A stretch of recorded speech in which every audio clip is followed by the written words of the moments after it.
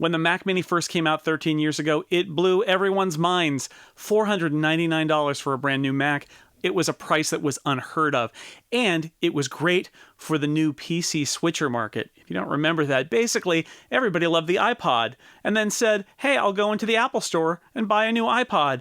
Oh, wait, Apple makes computers too? Maybe I should check those out. Oh, I kind of like this iMac. Well, it's a little bit pricey, but I do have a keyboard, mouse, and monitor at home.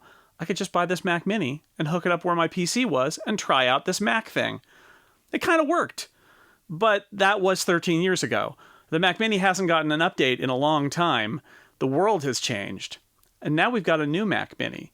But this is not a machine built for switchers. This is a machine built for basically what everybody's been using the Mac Mini for the past few years, which is everything.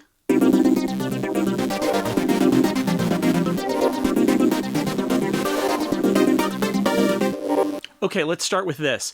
The Mac Mini might be the least popular Mac in existence. Maybe the Mac Pro, but there are a lot of high-end users who love the idea of the Mac Pro, and they're going to be really excited next year when we get a Mac Pro. But the Mac Mini, while not super popular, is super flexible. It's the Mac you put in a closet, or in my case, it's right on a shelf over there, acting as a home server. They're used at concerts. They're used in theater to run light boards and soundboards. When I was in New York last week for the Apple event, I recorded my podcast in a podcast studio at one of these big podcast companies. And what was running that studio? A Mac Mini. Of course. Hey, little guy, you're still alive. Yay! So Apple has brought the Mac Mini back for 2018. And it's a pretty good update, which is good because who knows when we're going to get another update.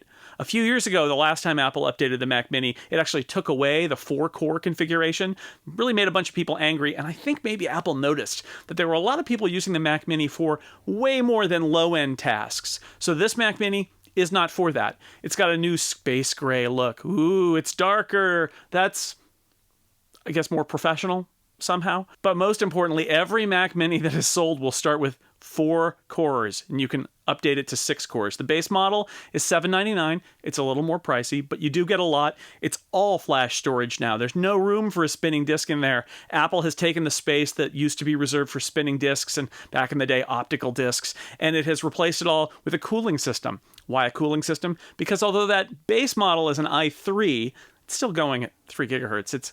It's a very fast processor, but above that, there's an i5 option, there's an i7 option. You can really crank this thing up to maybe not a Mac Pro level, but a fairly professional Mac level if you need to. You can also adjust the RAM. It goes up to 64 gigs of RAM. And yes, they are standard RAM modules, although having taken apart a Mac Mini, it's a scary thing. You probably want to leave it to the professionals. But if you decide later you want more RAM, you can take it to an Apple store or an authorized Apple repair store, and they'll take care of you. Likewise, storage, you can go up to 2 terabytes of flash storage.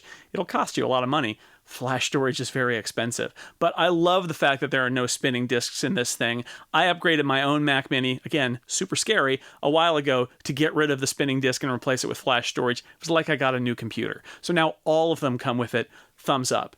And then on the back, the port story. We're so used to people being disappointed by what Apple does with ports, especially on laptops. Well, guess what? This is not a laptop. This is a desktop. It's made to be flexible. That's the whole point of the Mac Mini. And so Apple has graced us with, get it, 4, count them, 4 Thunderbolt 3/USB-C ports, 2 old school USB-A ports, plus you got HDMI, you got a headphone jack, I guess that's old school now too, and Ethernet by default. It is gigabit Ethernet, but if you want to spend an extra $100, you can get 10 gig Ethernet for super fast networking. Basically, you can price this thing up as high as you want it to go, or pick and choose. Do you need more storage, or are you hanging a big RAID off of it? Do you need more RAM, or are you just running a server and it's fine with 8 gigs of RAM? That was my answer. Do you want a fast network? Spend the money there. You can spend a lot of money, or you can pick and choose. The point is, you get to choose with this new Mac Mini. There are lots of configuration options, starting at $799, and, the sky's the limit. Oh, and graphics, we should talk about that. On board, it's Intel integrated graphics, and everybody roll your eyes at this point. Yes, Intel graphics, they're no good. Oh, it depends on what you want to do, and maybe the Mac Mini is not the computer for you if you really need intense graphics power from it. Then again, Thunderbolt 3 means you can hang an external GPU off of it, if you want to. Those things are not cheap, but you can do it. And then you've got huge graphics power, not in the Mac Mini, but attached to the Mac Mini. Maybe you can put it on the shelf with it. They can be buddies. I wish I had more to say about the Mac Mini. I really do. But the fact is, it's a Mac Mini. It's literally the same shape as the old model. The ports on the back are different.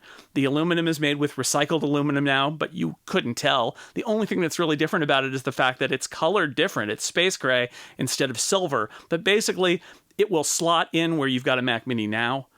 I'm sure the people at Mac Stadium who have racks and racks of Mac Mini servers are thrilled that it's exactly the same size and shape. But for me, the big story here is that Apple has realized what the Mac Mini is for. It's listened to all those people who tell these ridiculous stories about where you find a Mac Mini. It's like, where's Waldo? Oh, there's one over there. Whoa, there's one in the ceiling. How is that possible? And they have made a Mac Mini to serve us, something that's flexible. It's still small. We can build it up with more RAM if we want to, bigger storage if we want to, or we can just take that $799 base model, slide it in where the old server is, and call it a day. That's probably what I'm going to do. So yeah, it's space gray now, but that's not the important thing. That's not the thing that makes it pro, or at least pro-ish.